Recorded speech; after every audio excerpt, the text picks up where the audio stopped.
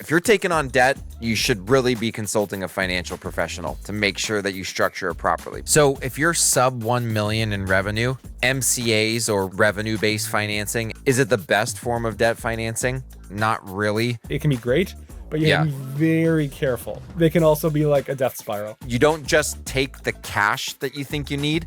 Oh, hey, I need 100K. It's 100K structured in the right way. Lots of SKUs and lots of POs. You want to make sure you're thinking about how you're paying for that effectively. All right, Dylan, we're back. What's happening? We're talking about everyone's favorite topic today, Jon. Credit, how to stack it, when to use it, where to use it. It's going to be fun. The debt stack. You know what's funny? One of my marketing team members recently, she's not a finance person, and she always says, like, Jon, I'm not a finance person. She's been with us for a while, but at the beginning, she used to be like, I don't know what any of this stuff is like that you guys talk about. But the other day we were talking about lead magnets, and she's like, what do you think about this debt stack lead magnet? And she like said a line out of the training, and I was like, hey, you sound like a CFO now. You've been doing this long enough. You know what a debt stack is. My wife doesn't even know what a debt stack is. So anyways, I am excited. I'm a debt nerd. Those of you watching on YouTube, the finance hat may suggest that I like to talk about debt. I'm actually going to start by asking Dylan a question, even though he's on the growth marketing side of the world and not the finance side of the world. Dylan, I'm sure that there are times in the growth marketing world where you guys are helping a brand scale, and let's say that maybe they're having cash flow or inventory problems, but debt comes up. Or at least you're aware of the fact that the brand is considering debt. Where do you see brands think about debt the most as they're scaling? Most commonly to buy inventory. It's scary when it's not to buy inventory. Yeah. Yeah, that's another episode. Go back a few weeks. It's somewhere in there. Yeah. But yeah, it's most commonly to purchase inventory. Again, like the brands that tend to have the greatest need for capital to scale from a debt standpoint are often going to be the higher SKU count stores, in my experience. Just because there's so much more, I'm going to use the word risk or inaccuracy in sell-through by SKU estimates that your demand planning team or inventory planning team would likely come up with, just because of the sheer number of variables at play and like dead stock SKUs with like a broken SKUs, I should say, with like only 1 or 2 sizes left. So oftentimes, if you think of it as like how much of your EBITDA can be turned into like cash to be reinvested, a lot of these high SKU count stores frequently have a bad ratio there.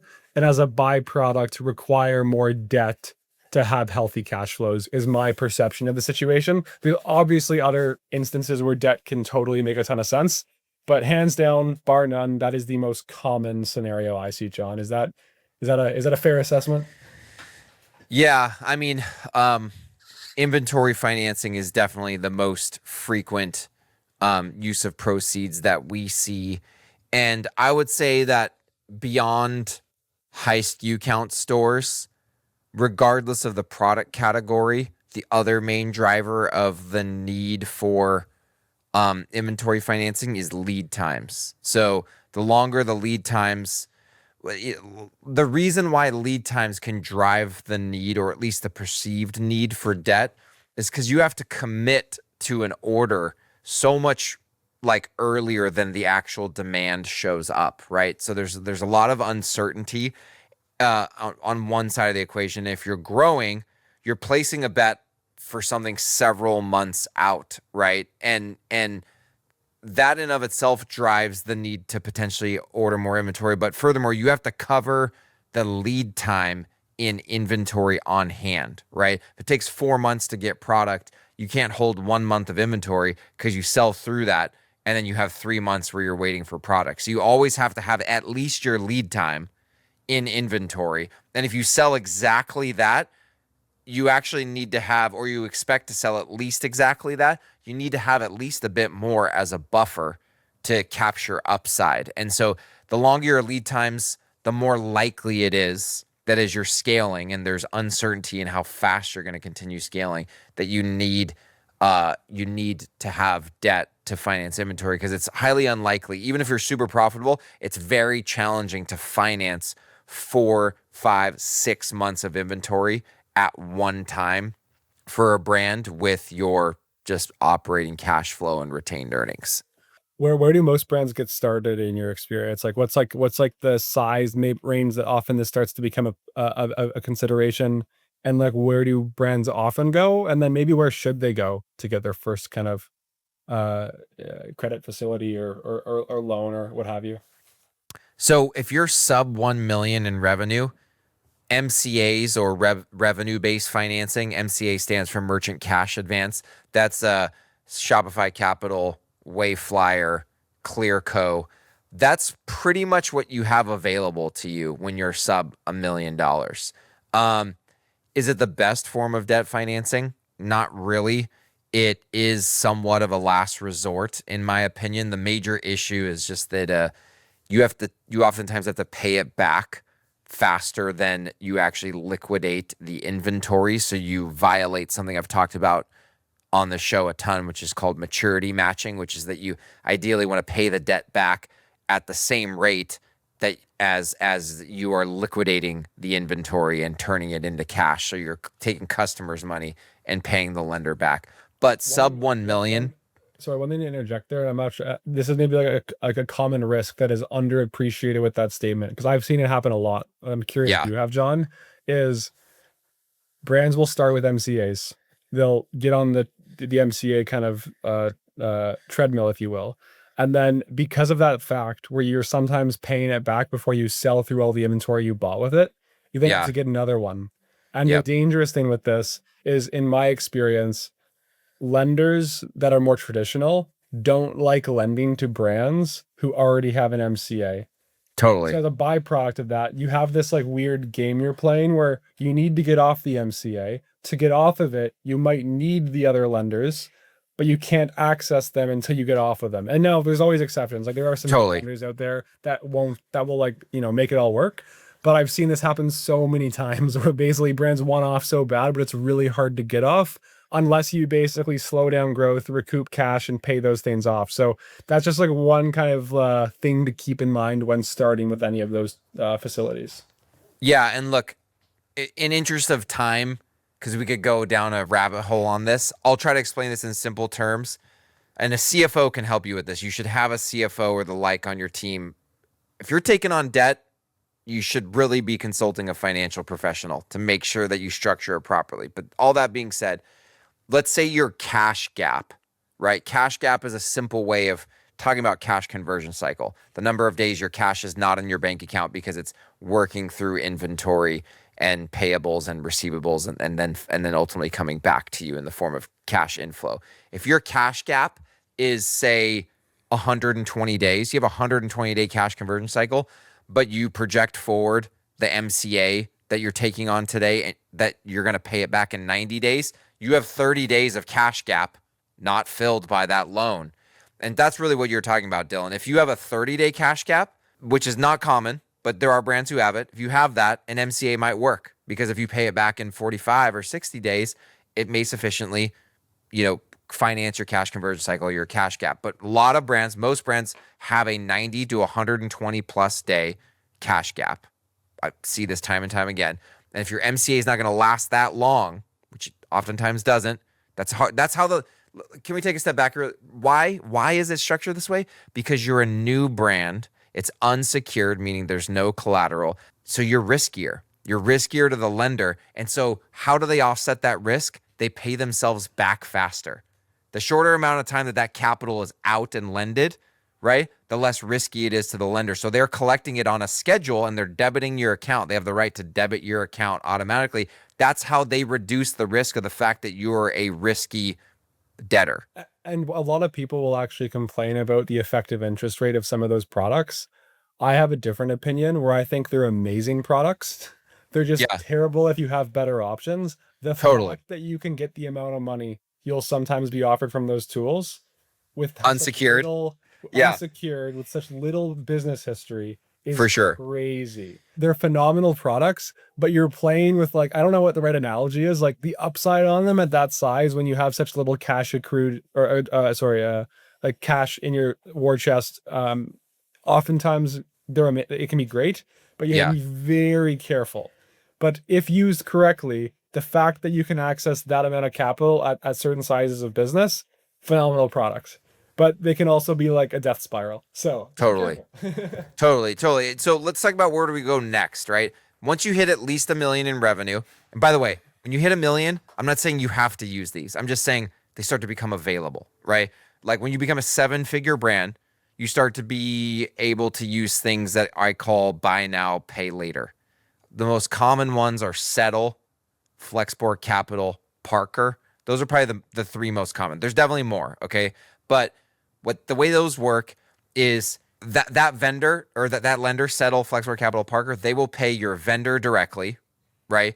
Charge you a fee, and you pay the lender back 90 days later or 120 days later or 60 days later for a fee, right? And so what they basically do is they mimic payment terms to your vendor. These can be great. They can also be dangerous, right? If you don't understand your cash gap and you don't have a financial professional on your team, but they can work a lot better. Why? Or they can free up more capital for longer on an average daily basis, because MCAs, you tend to be paying back daily or weekly or semi-weekly. So you only have, let's say you take $100,000 draw on an MCA. You only have that $100,000 on day one. If you're making daily repayments, you have less than $100,000 outstanding every day after day one, or maybe even day zero, we'll call it, right? If you have buy now, pay later, you may have that $100,000 outstanding for an entire 90 days. So you got that 100K working for you, right? Being put to work in your business for a full 90-day period.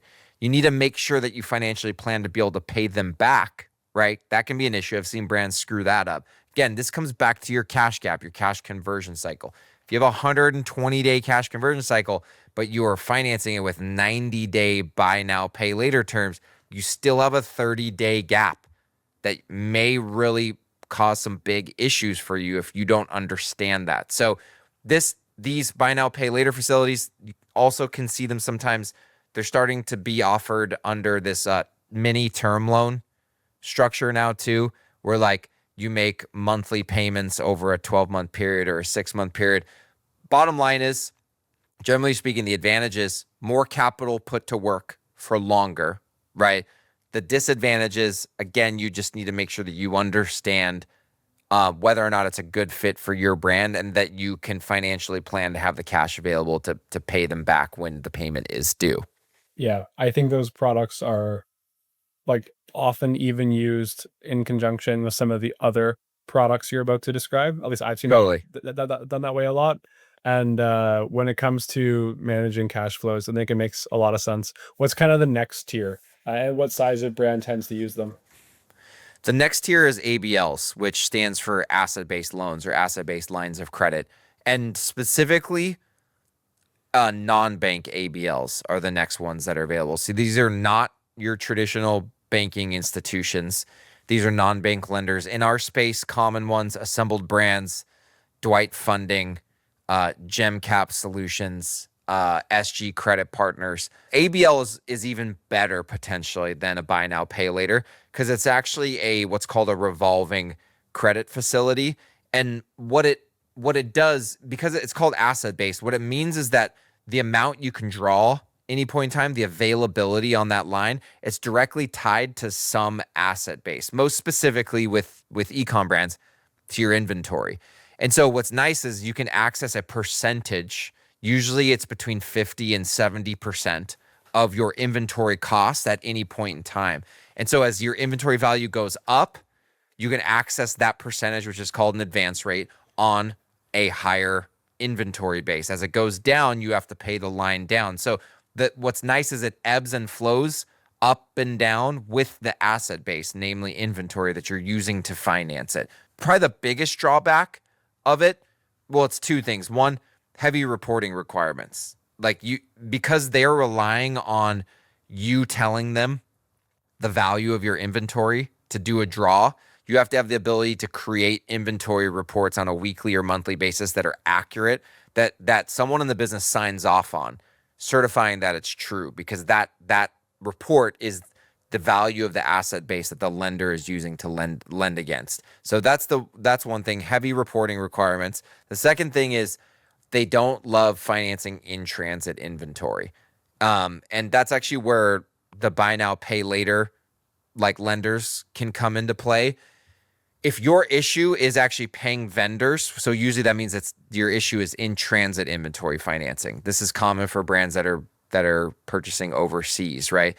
Your ABL generally does not like lending against that in transit inventory. The reason is it's risky. It's not in the warehouse. They can't seize it immediately and liquidate it if you don't pay them back and you default, right? A CFO kind of like pro tip is like get a settle or a Flexport Capital to work alongside an ABL and let the buy now, pay later lender finance your in transit inventory and let the ABL finance what's in your warehouse already. But you got to know how to get those lenders, those creditors to work together to make that debt stack work.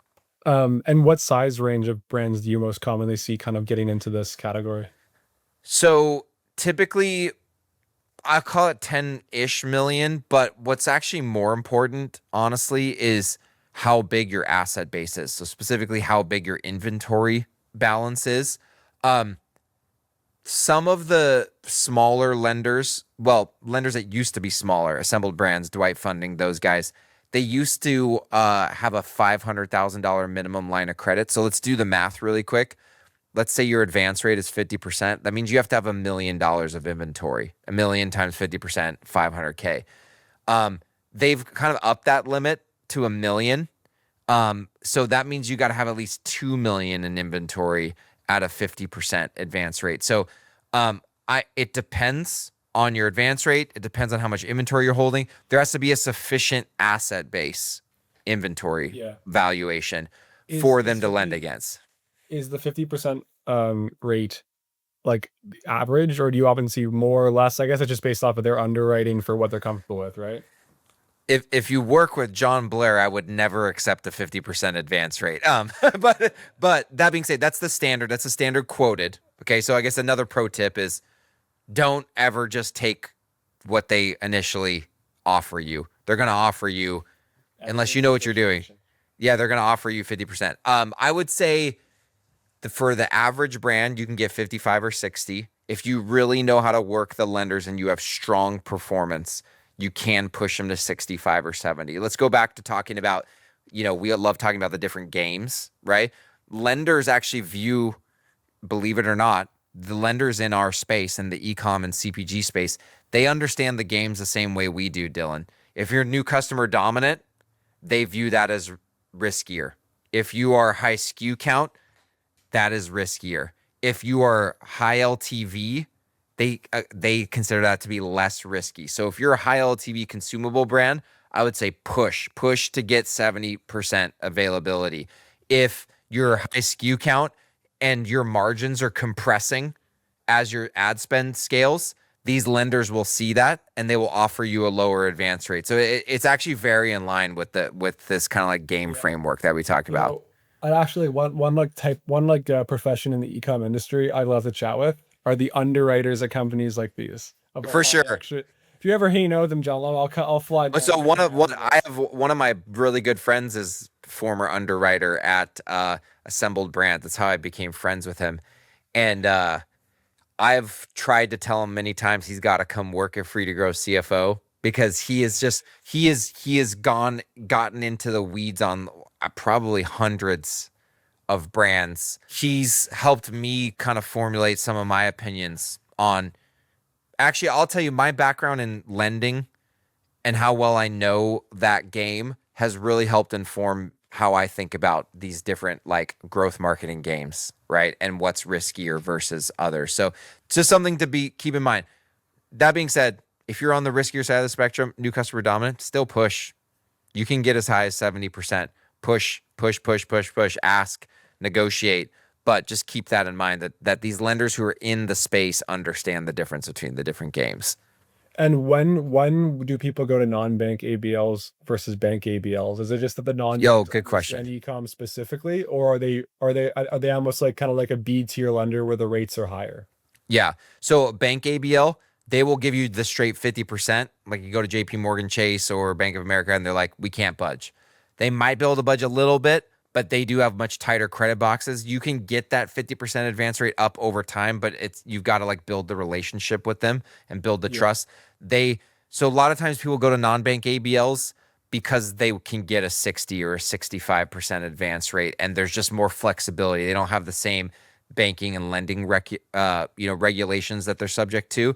They're like quasi debt backed and private equity backed. And so they can mix and match on their capital structure. They can go heavier on equity investors if they want to be riskier. They'll charge you more, but basically what it comes down to is you need to figure out if cost of capital or flexibility and like line terms is more important to you. And like the bank ABLs work the same way as non-bank, but they'll be more stringent in their ability to like flex in and out with you. But they'll be cheaper. Their rates will be cheaper. And so they're like the lowest cost of capital. But the way the trade-off is they're just not going to be as flexible with their capital availability as ABLs are. Most of the time, I'll be honest with you, bank ABLs don't work for most brands until they're 50 plus million in revenue. There's some caveats. It's actually even, I would say in my experience, if you're growing fast, more of a 9-figure brand game. It's just they just don't move fast enough on evolving and flexing the debt structure to match your ever evolving needs in the e-com world. Gotcha. Any other credit facilities, or are those the main ones? The last one I'll say is just like SBA loans and term loans. Those are long-term term loans, so 5, 7, 10-year term loans.